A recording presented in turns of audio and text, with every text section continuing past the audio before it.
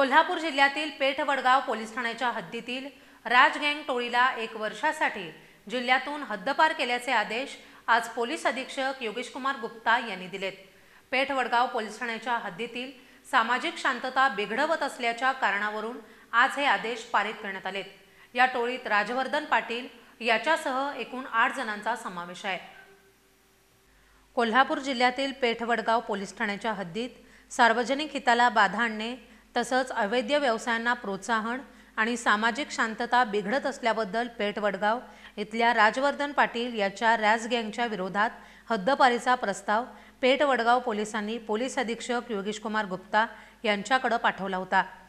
दरम्यान पोलीस अधीक्षक योगेश कुमार गुप्ता यांनी या प्रकरणी गडिंग्लज उपविभागीय पोलीस अधिकारी यांनी संबंधित राज गँगच्या सदस्यांची निपक्षपातीपणे चौकशी केली आहे।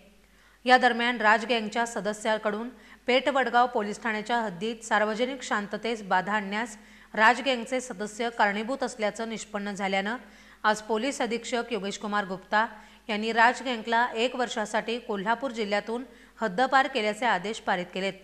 यामध्ये गँगचा म्होरक्या राजवर्धन पाटील, शुभम शिंदे, प्रभाकर कुरणे, विकास अवघडे, प्रसाद उर्फ लाल्या सुतार, ओंकार लोहार, शुभम यादव, दीपक भोसले या 8 जणांचा समावेश आहे।